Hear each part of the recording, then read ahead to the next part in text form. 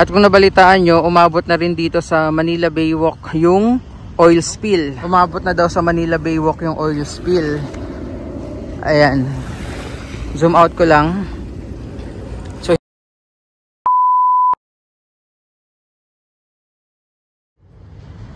So kagabi po, grabe yung buhos ng ulan at kumikidlat din. And today, araw ng Sabado, August 3, 2024, tingnan natin yung Dolomite Beach. Kagabi po, bumaha na naman. So technically, pag ganyang bumabaha, might as well ang daming mga kalat na naman dito sa Dolomite Beach. So ito po ang oras natin, alas 7 ng umaga. Tuloy-tuloy yung linis ng ating Manila Bay Warriors dito. At kung nabalitaan nyo, umabot na rin dito sa Manila Baywalk yung oil spill. So tingnan natin kung visible. Pag aerial shot kasi or drone shot, kitang-kita yung oil spill dahil sa kulay ng dagat. Pero kung eye level lang, hindi ko sure kung makikita natin yung oil spill dito. So nag-base lang din ako doon sa drone shots na nakita ko sa post ng mga media na umabot na nga daw dito yung oil spill. So pakita ko muna sa inyo yung sitwasyon, ayan, ng mga kalat at basura dito.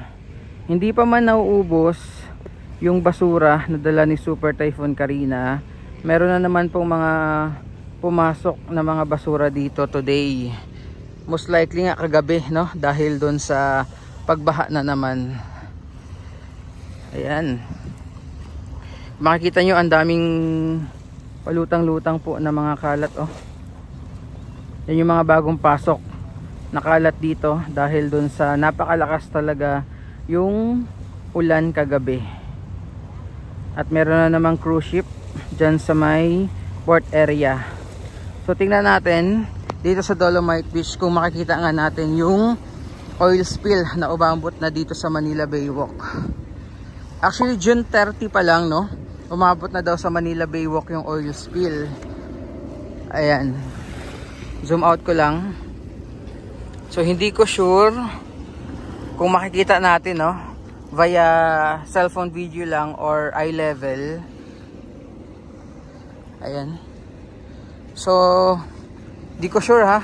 Pero doon sa mga drone shots na posting, no? Since June 30 until yesterday po ay kitang-kita yung pagkalat ng oil spill, no, sa area na yon, malapit doon sa may Canon. Pero dito, ayan. So far wala naman tayong sighting dito banda sa may Dolomite Beach ng oil spill. And ayan yung ating mga Manila Bay Warriors, no? Tuloy-tuloy yung linis. At tingnan nyo yung kulay ng buhangin ngayon po.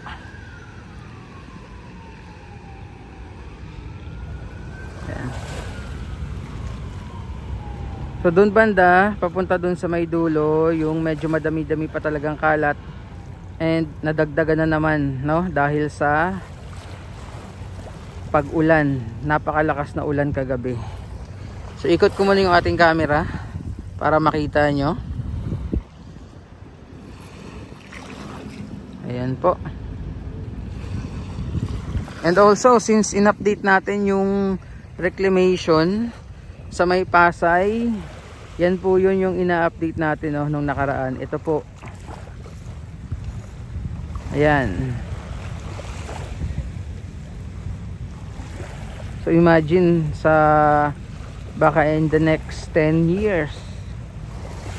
So yung view natin dito from the Dolomite Beach, kung meron pa mang Dolomite Beach that time, so yung harapan niya is purong mga buildings na, no? Itong may mga tambak na buhangin ngayon. So abangan natin yan. So again, inuulit ko, ito yung ating dagat dito sa may Dolomite Beach. At hindi naman kapansin-pansin dito na umabot na nga yung oil spill, ha. Ayan, oh, as you can see po sa ating video, zoom natin doon sa may bandang gitna. Ang nakikita lang natin dito, ayan, mga isda. tsaka yung mga naglulutangang kalat. Pero yung pag-iibang kulay ng dagat dahil sa oil spill, mukhang wala naman po. Mukhang kailangan talaga is drone shot para makita yung pagbabagong kulay ng dagat dahil dun sa nangyaring paglubog nga ng oil tanker sa ibang parte ng Manila Bay na umabot na nga dito sa Manila Bay Walk. Ayan, so linis ulit yung ating mga warriors dito.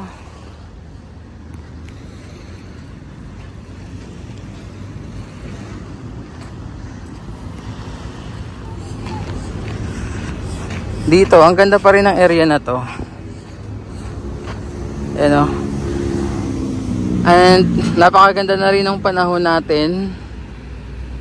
Pero kagabi grabe yung buhos ng ulan. Sabayan pa nung napakalakas na kidlat. Diyan sa may rock garden, grabe. Diyan yung makapal yung kalat until now. No, yung katabi ng embassy. Dito medyo okay na part. Na clear na sa kalat, no, ng Manila Bay Warriors. Ayan, ganda ng dagat.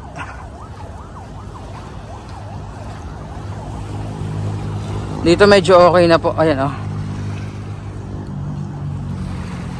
Na-clear na ng Manila Bay Warriors yung mga basura.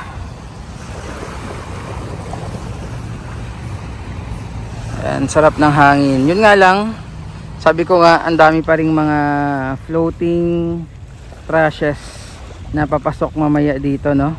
Siguro after maglinis, mga after 3 hours, ayan naman yung kalat, dadating na naman. So dito banda, sa phase 1, dahil kakaumpisa pa lang naman po maglinis ng ating warriors, dito medyo okay na. Yan, no? Pero pagdating doon sa bandang dulo, which is yun yung binabakbakan ngayon ng ating warriors, doon yung medyo madami-dami pa. Andito sila yung ating mga tiga MMDA, no? Dito sa kabila. Malapit sa may rock garden. Kasi kung makikita nyo, doon yung medyo madami-dami yung kalat, oh. Tingnan nyo po. Ayan.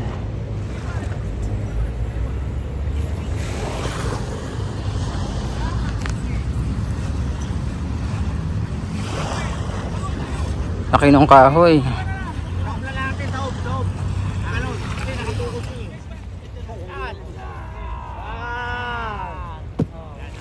Laki, oh.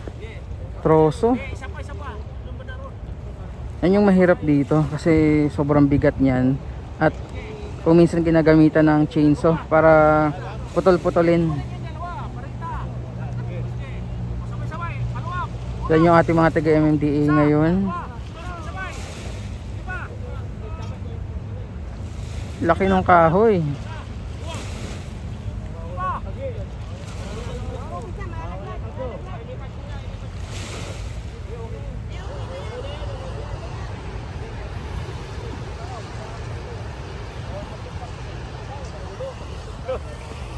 Ito yung sa may rock garden. Ayan, oh. Lalo dun. Kapal ng kalat.